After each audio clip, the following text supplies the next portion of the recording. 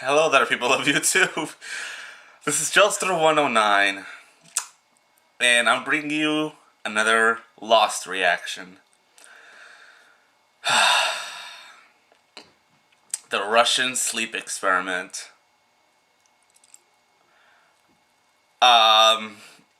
Just like the cough, I've heard this before. A long time ago. And I did an excellent job at erasing it from my memory. Now I have to listen to this thing again. Thanks, Lost. Here we go. Oh my god. Alright. Let's see if I can make it through. How long is it? I didn't check. 15 minutes. Oh my god. Hold on. Hold up. I need something here to keep me entertained while I am suffering. Lost. I'm gonna have the torso of Defensor here. I'm a Transformers fan, by the way. in case you didn't already know, with the Transformers icon on my name and the picture of Cybertron on my banner, or that is my banner. Let's move on. 3, 2, 1, go. Oh my god.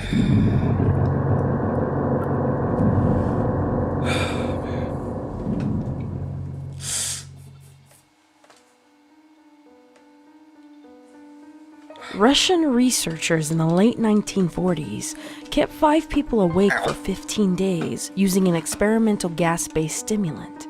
They were kept in a sealed environment to carefully monitor their oxygen intake so the gas didn't kill them, since it was toxic in high concentrations. This was before closed-circuit cameras, so they only had microphones and 5-inch thick glass porthole-sized windows into the chamber to monitor them. The chamber was stocked with books, cots to sleep on, but no bedding, running water and toilet, and enough dry food to last all 5 for over a month. The test subjects were political prisoners deemed enemies of the state during World War II. Everything was fine for the first 5 days. The test subjects hardly complained, having been promised, falsely, that they would be freed if they submitted to the test and did not sleep for 30 days.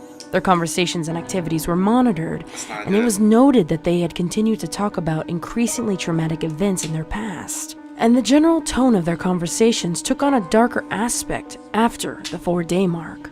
After 5 days, they started to complain about the circumstances and events that led them to where they were, and started to demonstrate severe paranoia. They stopped talking to each other and began alternately whispering into the microphones and one-way mirrored portholes. Oddly, they seemed to think that they could win the trust of the experimenters by turning over their comrades, the other subjects in captivity with them. At first, the researchers suspected this was an effect of the gas itself. After day 9, the first of them started screaming. He ran the length of the chamber, repeatedly yelling at the top of his lungs for 3 hours straight. He continued attempting to scream, but was only able to produce occasional squeaks. The researchers postulated that he had physically torn his vocal cords. The most surprising thing about this behavior is how the other captives reacted to it, or rather, how they didn't react to it. They continued whispering into the microphones until the second of the captives started to scream. The 2 non-screaming captives took books apart, smearing page after page with their own feces and pasted them calmly over the glass portholes. God damn it.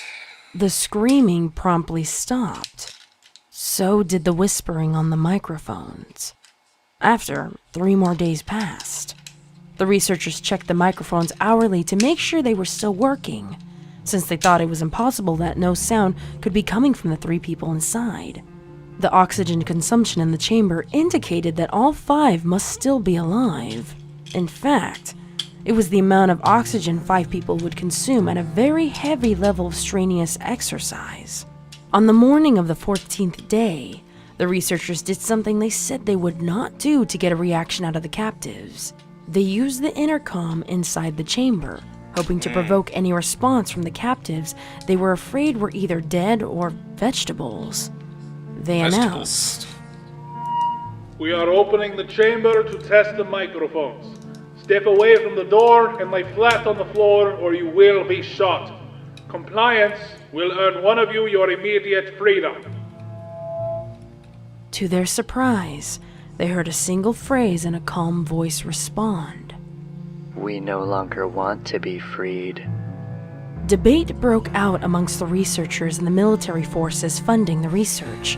Unable to provoke any more response using the intercom, it was finally decided to open the chamber at midnight on the 15th day. The chamber was flushed of the stimulant gas and filled with fresh air, and immediately voices from the microphones began to object. 3 different voices began begging, as if pleading for the life of their loved ones, to turn the gas back on. I don't want to go to sleep. Turn the gas back on. The chamber was opened, and soldiers sent in to retrieve the test subjects. Turn the gas back on! Turn it on! No, I don't Turn want to it come back out. on! I don't want to come out. I don't want to come out. Leave me in here! They began to scream louder than ever, and so did the soldiers when they saw what was inside. 4 of the 5 subjects were still alive, although no one would rightly call the state any of them were in life. The food rations past day 5 had not been so much as touched. There were chunks of meat from the dead test subjects' thighs and chests stuffed into a drain near the center of the chamber, blocking the drain and allowing 4 inches of water to accumulate on the floor. Precisely how much of the water on the floor was actually blood was never determined. All 4 surviving test subjects also had large portions of skin and muscle torn away from their bodies. The destruction of flesh and exposed bone on their fingertips indicated that the wounds were inflicted by hand, not with teeth, as the researchers initially thought. Closer examination to the position and angles of the wounds indicated that most, if not all of them, were self-inflicted. The abdominal organs below the rib cage of all 4 test subjects had been removed, while the heart, lungs, and diaphragm remained in place. The skin and most of the muscles attached to the ribs had been ripped off, exposing the lungs through the rib cage. All the blood vessels and organs remained intact. They had just been taken out and laid on the floor, fanning out around the eviscerated but still alive bodies of the subjects. Digestive tracts for all 4 could be seen to be working, digesting food. It quickly became apparent that they were digesting their own flesh that they had ripped off and eaten over the course of days. Most of the soldiers were Russian special operatives at the facility, but still many refused to return to the chamber to remove the test subjects. They continued to scream to be left in the chamber and alternately begged and demanded to have the gas turned back on, lest they fall asleep. To everyone's surprise, the test subjects put up a fierce fight in the process of being removed from the chamber. One of the Russian soldiers died from having his throat ripped out. Another was gravely injured by having his testicles ripped off and an artery of his leg severed by one of the test subjects' teeth. Another 5 soldiers lost their lives, if you count the ones that committed suicide within the weeks following the incident. In the struggle, one of the 4 living test subjects had his spleen ruptured and he bled out almost immediately. The medical researchers attempted to sedate him, but this proved impossible. He was injected with more than 10 times the human dose of a morphine derivative and still fought like a cornered animal, breaking the ribs and arm of one of the doctors. His heart was seen to beat for a full 2 minutes after he bled out to the point where there was more air in his vascular system than blood. Even after it stopped, he continued to scream and flail for another 3 minutes, struggling to attack anyone within reach, and just repeating the word more over and over, weaker and weaker, until he finally fell silent.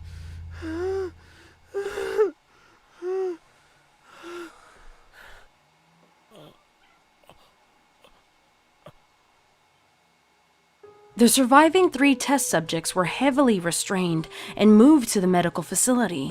2 with intact vocal cords continuously begging for the gas, demanding to be kept awake.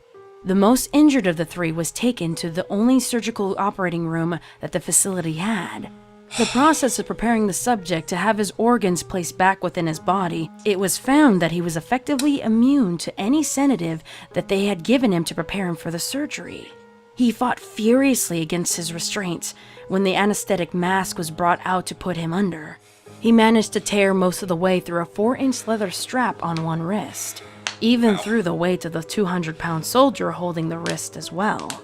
It took only a little more anesthetic than normal to put him under, and the instant his eyelids fluttered and closed, his heart stopped beating. In the autopsy of the test subject that had died on the operating table, it was found that his blood had tripled the normal level of oxygen. The muscles that were still attached to his skeleton were badly torn, and he had broken 9 bones in his struggle to not be subdued. Most of them were from the force his own muscles had exerted on them. The second survivor had been the first of the group of 5 to start screaming. His vocal cords destroyed, he was unable to beg or object to surgery, and he only reacted by shaking his head violently in disapproval when the anesthetic mask was brought near him. He shook his head yes when someone suggested, reluctantly, that they try the surgery without anesthetic, and did not react once in the entire 6-hour procedure of replacing his abdominal organs and attempting to cover them with what remained of his skin. The surgeon presiding stated repeatedly that it should be medically impossible for the patient to still be alive. One terrified nurse assisting in the surgery stated that she had seen the patient's mouth curl into a smile several times whenever his eyes met hers. When the surgery ended, the subject looked at the surgeon and began wheezing loudly, attempting to talk while struggling. Assuming that it must be something of drastic importance, the surgeon had a pen and paper fetched so the patient could write his message. It was simple. Keep cutting. The other 2 test subjects were given the same surgery, both without anesthetic as well, although they had to be injected with the paralytic during the duration of their operation. The surgeon found it impossible to perform the operation with the patients laughing continuously. Once paralyzed, the subjects could only follow the attending researchers with their eyes. The paralytic cleared from their system in an abnormally short period of time, and they were soon trying to escape their bonds. The moment they could speak, they were again asking for the stimulant gas. The researchers tried asking why they had injured themselves, why they had ripped out their own guts, and why they wanted to be given the gas again. The only response given was, "I must remain awake." All 3 test subjects' restraints were reinforced, and they were placed back in the chamber awaiting determination as to what to be done with them. The researchers, facing the wrath of the military benefactors for having failed the stated goals of their project, considered euthanizing the surviving subjects. The commanding officer, an ex-KGB, instead saw potential and wanted to see what would happen if they were put back on the gas.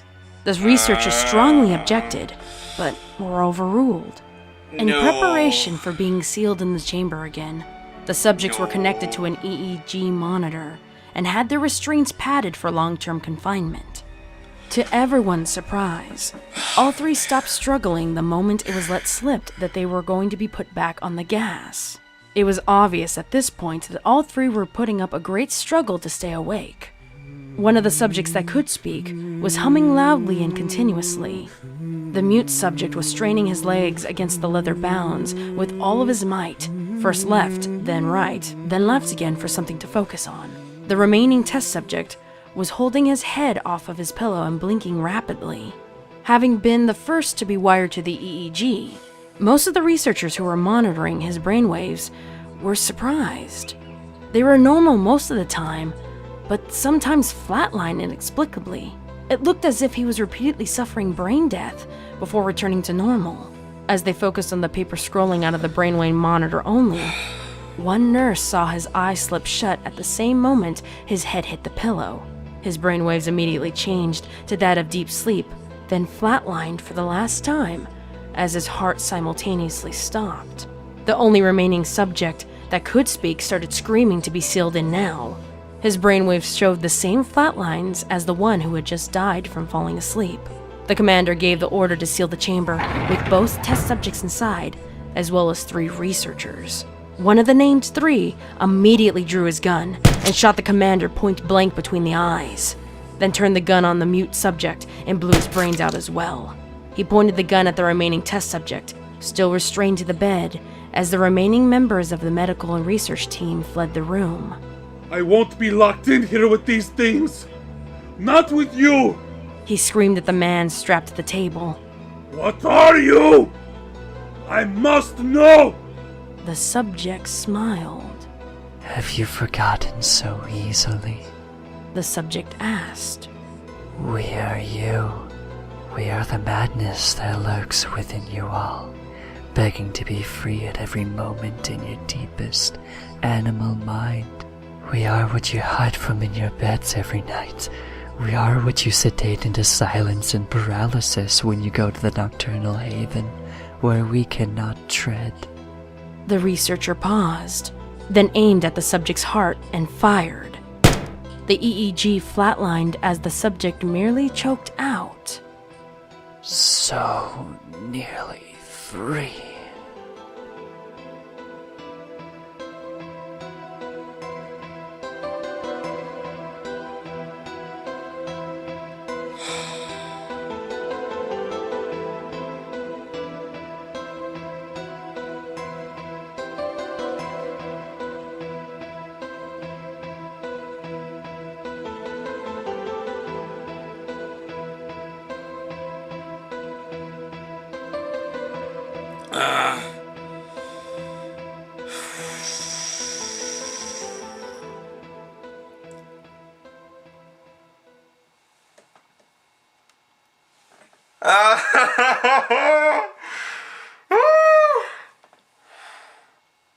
Why?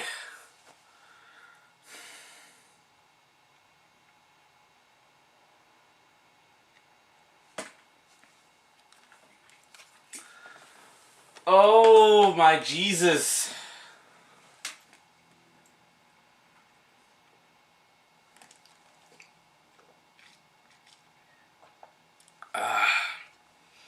This is ice, by the way. It just melts.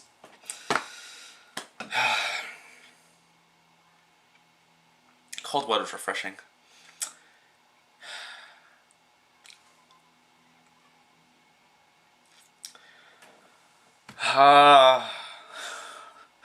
It's ironic because the when was it? Shoot, when was it? The day before yesterday, when I said I had plans that day, my friends were coming over, and one of them wanted us to listen to Russian Sleep Experiment. And we actually started to, but then my dogs came in, and then everyone started getting all cuddly with them. So it kind of ruined the moment. So this is apparently karma or something, saying, no, you need to listen to the Russian Sleep Experiment again, because screw you.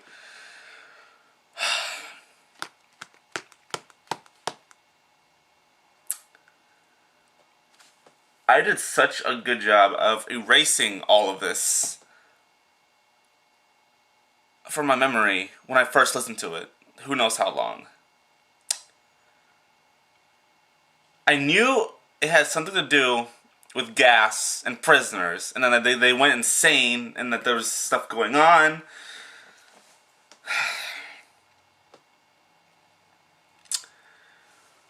God Lord, man.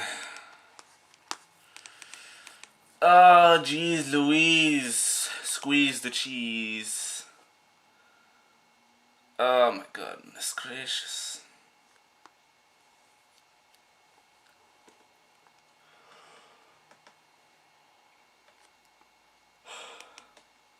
Thought I would do my own rendition of one of my favorite creepypastas. Gee, Lost. Oh my god. I don't even know what to say. Oh, man.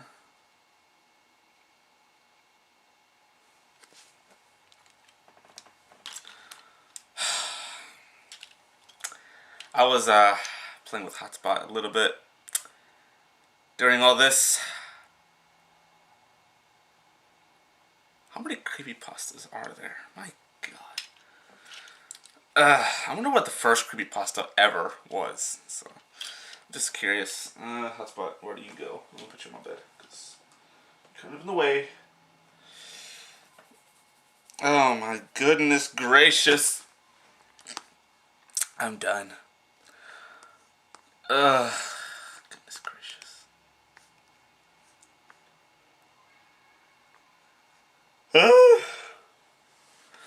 Yeah, so, stay tuned for more, guys. Be sure to like and comment and subscribe if you want to. I'm gonna go and render this, and I have to listen to it at least 3 more times. I know I have to, because I have to edit this. Thanks, Lost. Ugh. Stay tuned for more. Goodbye.